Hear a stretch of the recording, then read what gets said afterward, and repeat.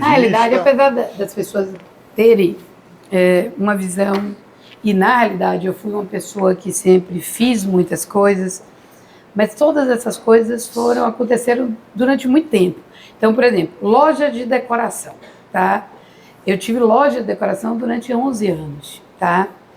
Mas dentro da loja de decoração, eu transitei por algumas coisas. Ou seja, uma delas foi, eu, mais uma vez, junto com o Marcos, a gente desenvolveu uma linha de móveis, tá? Isso. Então, a gente começou a assinar uma linha de móveis que passou a ter uma distribuição nacional, né? Isso deu uma repercussão nacional, eu tive matéria publicada em Veja, Folha de São Paulo, Estadão, todas as revistas especializadas. Desde o projeto, do design, a fabricação. A produção. Mas é importante, porque você vai à indústria. Eu fui indústria, exatamente. A gente veio... Ela sempre verticalizou, sempre verticaliza o processo.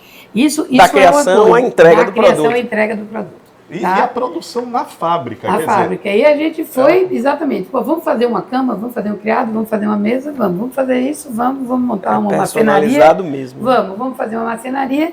E isso foi criando uma escala grande. Essa escala começou atendendo a minha própria loja. Daí a gente abriu para outros estados, muito forte, São Paulo, Rio, Minas, Espírito Santo, tá? E esse caminho foi evolutivo, paralelo a isso. Quantas peças você produziu? Você chegou? O máximo desse processo, que na realidade ele foi uma crescente, mas o que aconteceu paralelo a isso, né? A loja cresceu, a gente produzia, digamos, 700, 800, chegamos a produzir 1.000 peças mês, tá? Depois disso, a gente passou por um período... São 1.000 peças de alto design. Imagina. Mas aí aconteceu um outro processo que foi quando surgiu o Complexo Sauípe, tá? Nesse momento, que foi em 97, eu vivi um momento de queda grande, tá? Um momento de gestão complicada. Talvez eu naquela época, eu tinha 27 anos, o próprio sucesso tenha chegado rápido demais e eu não tenha entendido a dimensão daquilo tudo, tá? Então, eu parti para uma loja de 400 metros quadrados, eu criei várias coisas ao mesmo tempo, eu evoluí, eu tinha mais de 100 funcionários e, naquele momento, o trem saiu do trilho, tá? Então, aquele momento foi um momento difícil, de recomeço, um momento que eu meio que me senti muito sozinha, porque foi um momento onde eu precisei colocar o trem nos trilhos de novo e agradeço muito que isso tenha acontecido comigo aos 27 anos, porque com 27 anos você tem tempo de errar, reescrever, reestruturar e recomeçar. Mas esse recomeço foi muito difícil e me deu um aprendizado muito grande. Primeiro, de que a simplicidade tem que estar à frente de todas as coisas. Segundo, que gestão é uma palavra-chave. Quem não sabe fazer conta não chega em lugar nenhum. E terceiro, uma gratidão eterna pelas pessoas que me ajudaram. Entre eles, o Dr. Renato Martins, né, que na época era vice-presidente da Odebrecht, e que quando soube que eu estava em dificuldade, me convidou para participar do processo do Complexo Sauípe, tá? Então, em Sauípe eu cheguei meio que bem pequenininha, com muita dificuldade. Eu me lembro que eu estava sem crédito na época para comprar matéria-prima para atender um complexo daquela magnitude e existia uma concorrência às cegas, onde você colocava todos os móveis de 5, 6 indústrias produzidas no Brasil e o desenho vinha de um escritório da Inglaterra, que na realidade não era um desenho técnico, e sim um croquis, para que você interpretasse o que aquele design queria e desenvolvesse aquele produto. E isso para todos os hotéis do Complexo Sauípe, e eu ganhei a concorrência de todos os hotéis, tá? E ganhei a concorrência em desenvolvimento de produto, de entendimento, de qualificação de entrega. E isso eu estou dizendo, Robert deve lembrar, mas Marcelo,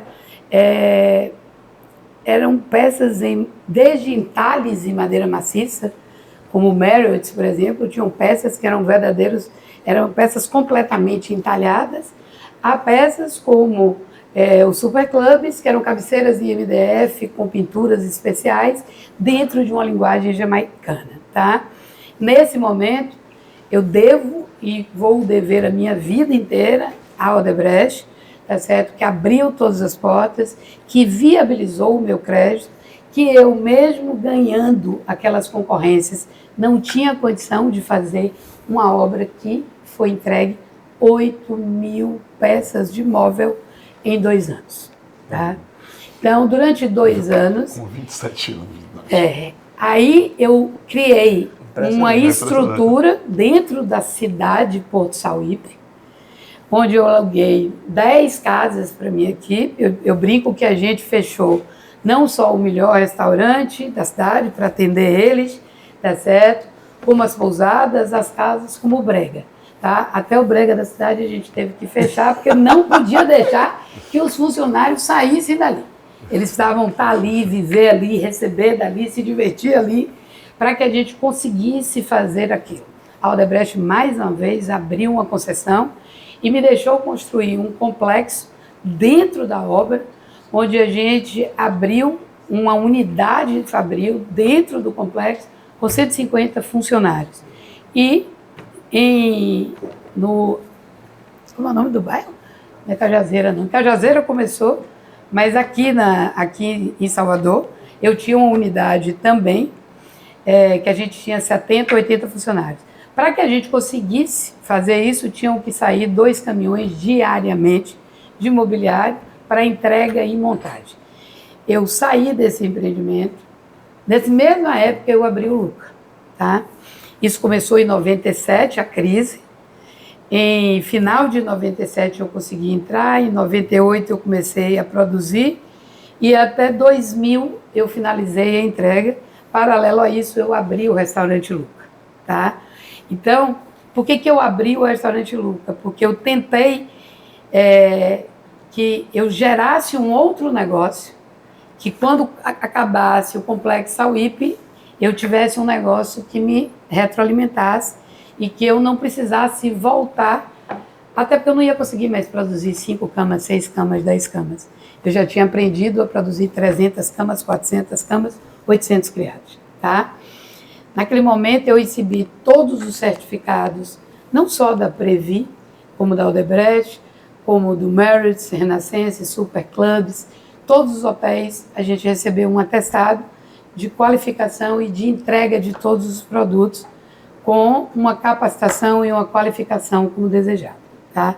Eu não tive nenhum acidente com nenhum funcionário e foram 2 meses que eu saía de 2 anos que eu saía de Sauípe, filhos pequenos, e eu me lembro muito, Marcelo, assim, eu pegava aquela estrada de noite e o para-brisa, eu ligava o limpador de vidros para molhar a mão, passar no rosto e voltar dirigindo de Sauípe para o Luca.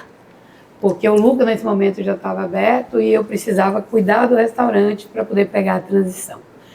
E o Dr. Renato já estava no final, assim, de Sauípe, e ele me ligou um dia dizendo que ele queria fazer um anúncio, contando um pouco dessa trajetória, porque quando tudo isso começou, numa abertura de uma casa cor, em 2007, algumas pessoas distribuíram uma lista de títulos protestados que eu tive na minha empresa. E isso foi uma coisa que, assim como tudo na vida, tem algo que machuca muito. E tem, de tudo de ruim, tem algo muito bom. Porque esse folheto foi parar na mão de Dona Norma, que era esposa de Dr. Renato, tá? E foi Norma que entregou para Renato o que estava sendo distribuído na porta de uma casa cor.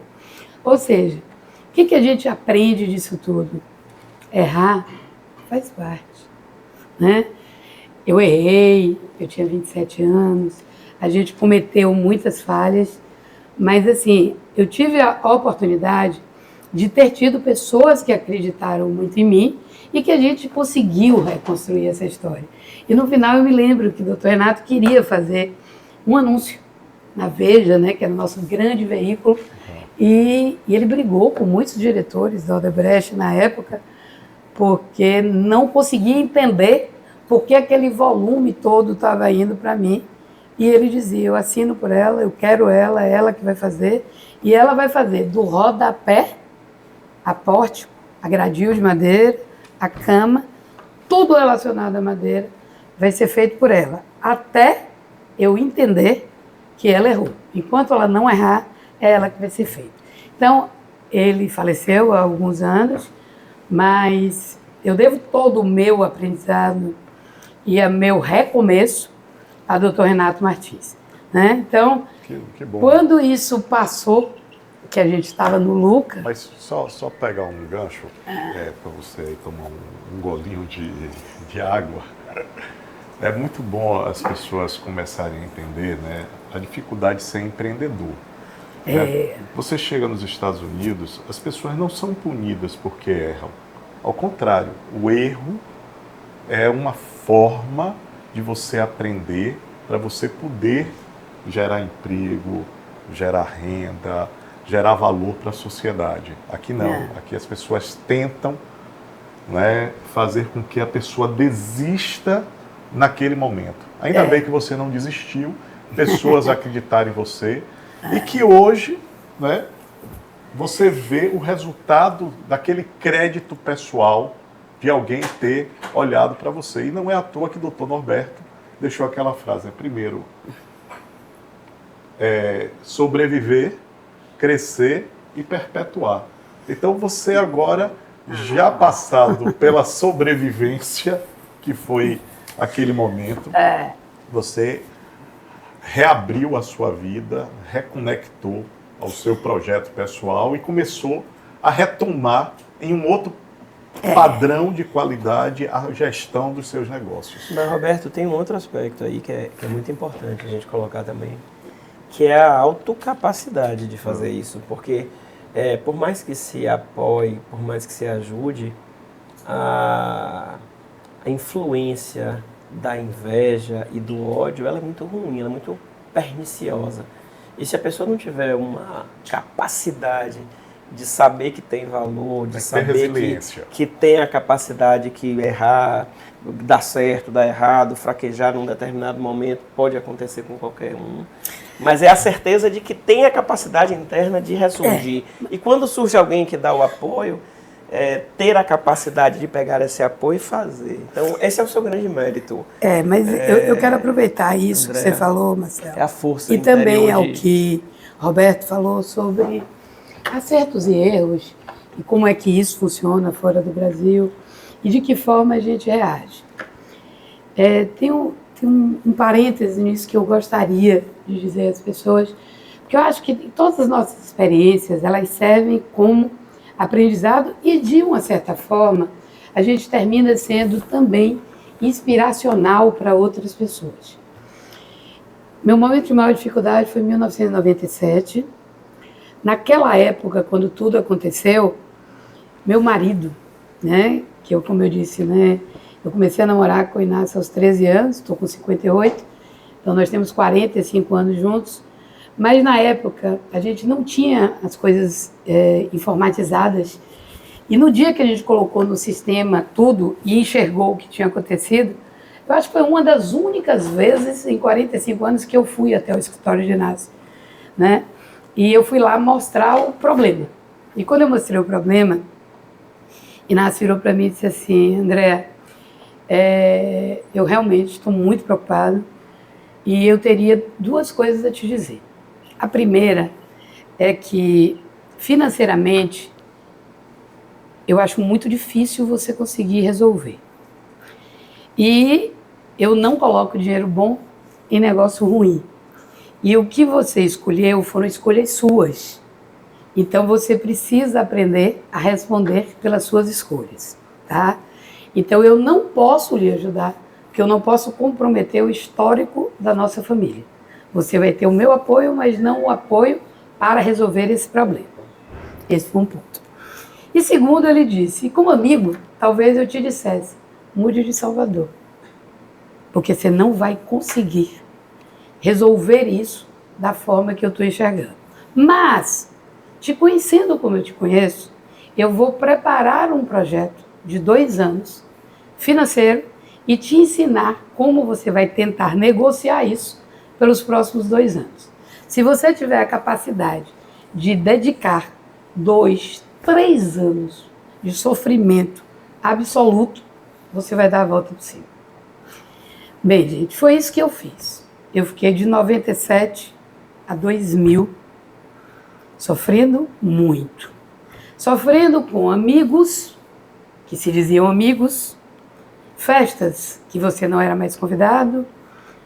As pessoas, ao invés de ajudar as pessoas quando elas estão em dificuldade, elas se recolhem, tá? E esse período de 3 anos, que eu falo muito de Dr. Renato, ele me deu a ferramenta e eu consegui mostrar, não só a Dr. Renato, que era ele que eu queria mostrar. Não queria mostrar a ninguém. Eu queria mostrar a ele que eu teria essa capacidade. Eu queria, na realidade, resgatar o meu nome e principalmente mostrar a meu marido e aos meus amigos que eu teria capacidade. Mas, quando tudo isso acabou, em 2002, depois que eu já tinha aberto o Luca, depois que eu fiz as entregas, depois que eu fiz isso tudo, eu tive sim uma depressão profunda. Porque eu alimentei um processo de medo das pessoas, de uma vergonha, de não querer fazer nada, pelo medo que eu tinha de errar de novo. E eu atribuía muito isso ao fato de eu estar na mídia, ao fato de eu ser uma pessoa de uma exposição de imagem. Então eu passei a achar que isso tudo era por conta disso. E empresarialmente, você sempre, seu nome sempre era foi sua muito empresa. forte, sempre. Seu nome A minha era... imagem sempre foi, né?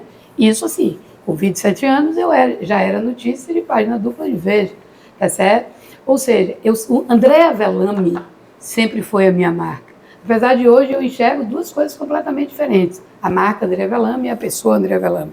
E o maior trabalho que eu tenho é fazer com que a marca Andréa Velame carregue o DNA da pessoa Andréa Velame. Tá certo?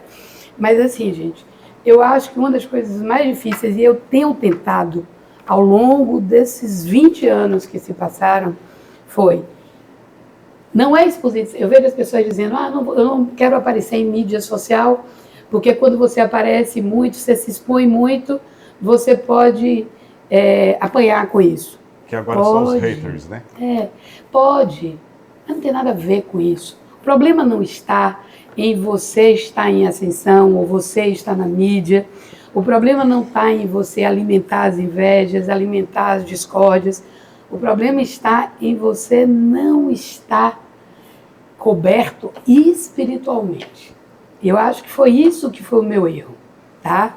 Naquele momento, naqueles 2 anos difíceis, e que eu atribuí ao insucesso, porque quem é filho de Joana e Bainho sabe o quanto carregar a palavra sucesso foi cobrado, tá? Então, para mim, que já vinha de uma comparação com meus irmãos, que tinham sido muito talentosos, enfrentar um insucesso foi muito difícil. Então, quando eu olhava para mim e achava que eu era uma mentira, que eu não era o que as pessoas achavam que eu era, porque eu não estava conseguindo ganhar dinheiro, porque deu errado financeiramente. A performance financeira parecia que engolia tudo que foi tudo feito. que foi feito. Veio uma depressão, e o dia que eu resolvi hoje levantar... se chama isso síndrome do impostor, né? Síndrome... Muita gente hoje sofre... É muito bonito você falar isso, Débora, porque pessoas jovens que alcançam rapidamente o sucesso e que se vê muitas vezes em alguma dificuldade que é natural na vida profissional, na vida empresarial, né, de você ter ciclos, ela fica se perguntando, será que eu sou tudo isso que as pessoas acham? Isso é um processo. E é um processo que a gente vivencia, né? E assim, o que eu estou contando isso e estou falando isso, porque assim, coincidentemente, você falou sobre a naturalidade, e não é não a naturalidade, mas que isso acontece em todas as pessoas que são empreendedoras, e Marcelo comentou sobre quanto isso é um impacto emocional para as pessoas. Então, O que eu digo para todas as pessoas é, a marca ficou. Eu voltei em 2004, de 2002 a 2004 foi quando eu finalizei o Complexo Sauípe, eu entrei na fábrica e tinha um mundo de matéria-prima sobrando, e foi quando eu criei o Caroço de Dendê, que foi criar uma linha de objetos de decoração que fossem feitos através do reaproveitamento de matéria-prima desenvolvido por Complexo Sauípe. Isso foi criado e lançado em São Paulo e 4, 5 dias depois eu tinha aberto 120 pontos de venda no Brasil. Tá? Eu na realidade, tenho uma característica muito louca. De repente, o processo explode. é muito louco, porque assim, você pega, você acredita, você vai, você vira.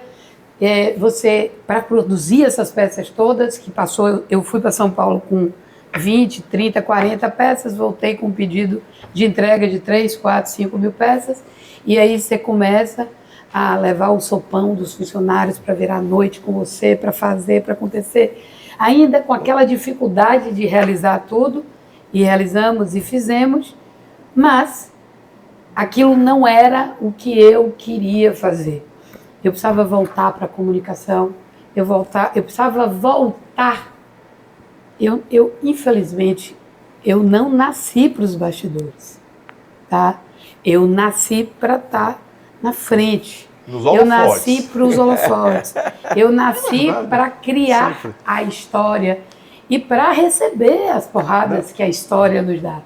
Mas eu nasci para isso. Então, o Caroço de Dendê e inspirar histórias. Exatamente. Muita gente se inspira, André. Eu tinha sido, em 2000, convidada por... ele foi diretor durante muito tempo da TV Bandeirantes. Qual o nome dele? Ronaldo? Não. Como é, Marcelo? Ele foi superintendente da Band durante anos. Aí fugiu o nome dele.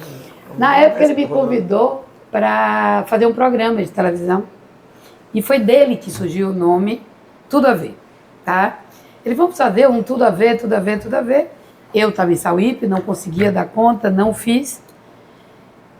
Fiz Sauípe, terminei Sauípe. A Band me processou, na época iniciou o processo, porque eu não fiz o programa que eu disse que ia fazer. E aí, terminou Sauípe. E eu fiz o Caroço de Dendê e percebi que precisava voltar. E liguei para ele no dia, e disse, achando que ele não ia me atender. Nossa, como fugiu o nome dele, um querido. E aí eu liguei para ele e disse, eu achei que ele não ia atender, ele me atendeu. Eu disse, lembra aquele convite que você me fez há 4 anos atrás? Ele fez, lembra. Eu disse, na época eu não estava preparada. Hoje eu estou. Ele fez, venha para a Band agora, para conversar comigo. Eu saí de onde eu estava, fui para a Band, assinei o contrato e... Você ficou quanto tempo na... 11 anos. 11 anos. Então eu tive loja durante 11 anos. É engraçado isso. Seus ciclos tá? são de 11 anos? Meus ciclos são de 11. Eu fiz televisão durante 11 anos, tá? E Tudo a Ver ficou na Band, da Band foi para a SBT, teve na Record, voltou para a Band, mas a alma dele é Band. E eu diria que é o único programa independente que a gente teve na Bahia que contou com os mesmos patrocinadores da primeira edição até o 11º ano. Existiram patrocinadores que entraram e saíram, mas os que começaram ficaram da primeira edição até o final, tá? Então, fazer a televisão abriu muitos caminhos para mim e para todos os colegas que estão hoje aí, Sidney Quintela. Você tinha revista também, né? E a revista veio na sequência. Isso. Né? A revista veio na sequência. O seu maior momento lá foi ter entrevistado Oscar Niemeyer? Eu passei 2 anos para conseguir entrevistar Oscar Niemeyer. Tá? Eu ligava todas as sextas-feiras, e falava com a esposa dele, que era secretária dele, e ela dizia, André, não dá, ele já disse tudo que ele tinha que dizer, ele está no processo de gravar um filme e você não vai conseguir. Aí na sexta-feira seguinte eu ligava. Ela dizia, André, você não vai conseguir. Numa sexta-feira eu liguei e eu disse, por favor, tente, não custa você tentar. Aí ela saiu o telefone e disse, Oscar, aquela moça que liga toda sexta-feira querendo gravar com você. Aí ele disse, segunda-feira às 11 horas da manhã eu vou gravar com ela. O coração quase saiu pela boca, tá certo? E eu peguei um voo na sexta-feira com a equipe para o Rio, porque a gente ia gravar no escritório dele, em Copacabana, onde funcionava o escritório. Passei sábado e domingo andando pelos corredores, me preparando para poder fazer aquela entrevista. E foi muito interessante, porque o que ele dizia é verdade. Ele não tinha muito o que dizer, porque eles já tinham perguntado a ele tudo, né? Então eu tinha feito 10, 15 perguntas para fazer para Oscar. Você queria surpreendê-lo com alguma pergunta? Você tinha... Eu queria, mas não tinha muito o que surpreender, porque parecia que... Parecia não, tudo meio que já tinha sido perguntado. Mas na primeira pergunta que eu fiz, ele respondeu as próximas 10. Eu fazia pergunta em pererê, como eu estou aqui. Pererê. Falava, não é o autogestor do programa, né? Exatamente. E aí, por sorte, ele passou mal. Tá certo? Ele parou, pediu para parar a gravação, e aí eu fumava na época, ele me perguntou, você tem um cigarro? Eu disse, tenho. Eu acendi o cigarro, fumei um cigarro com Oscar Niemeyer.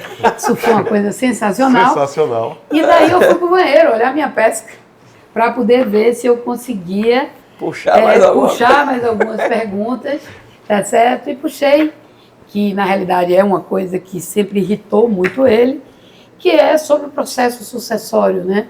Ele, na realidade, ele não estava preparado, nem estava afim de deixar legado. Preparar alguém para isso. Nem da família. Isso. Ele era muito duro e claro de que cada um construa a sua história. Tá certo? Eu sou Oscar Niemeyer. Tem neto trabalhando? Tem filha trabalhando? Tem, mas assim, cada um construa o seu. Tá certo? Eu não vou apontar ninguém. Não vou apontar ninguém como meu sucessor. Tá?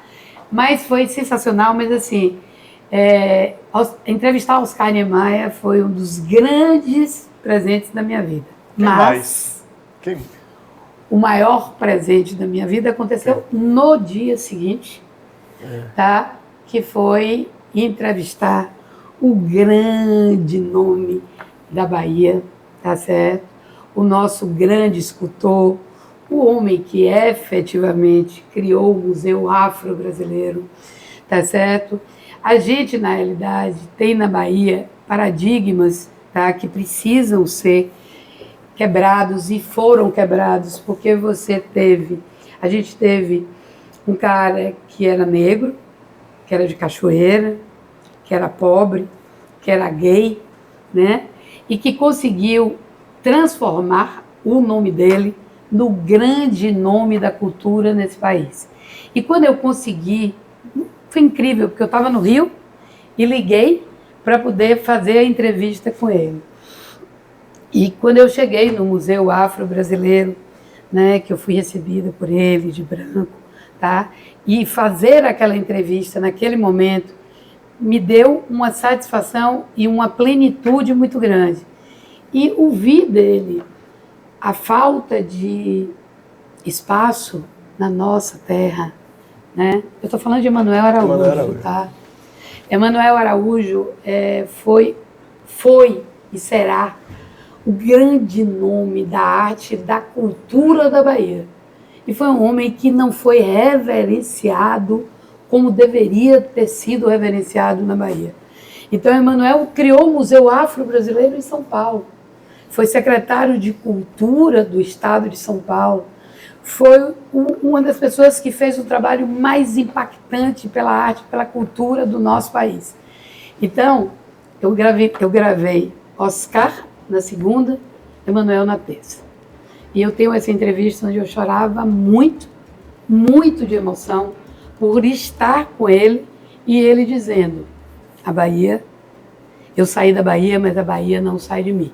Mas guardo da Bahia uma mágoa por não ter conseguido valorar a minha história. Então, isso foi inspiracional de quando eu fiz televisão, de que, por que você não pegou a franquia da Casa Cor? Andréa, nós vamos fazer o seguinte, porque o que é bom não dura pouco. Então, nós vamos dar um break. Muita coisa, muita história. É muita história.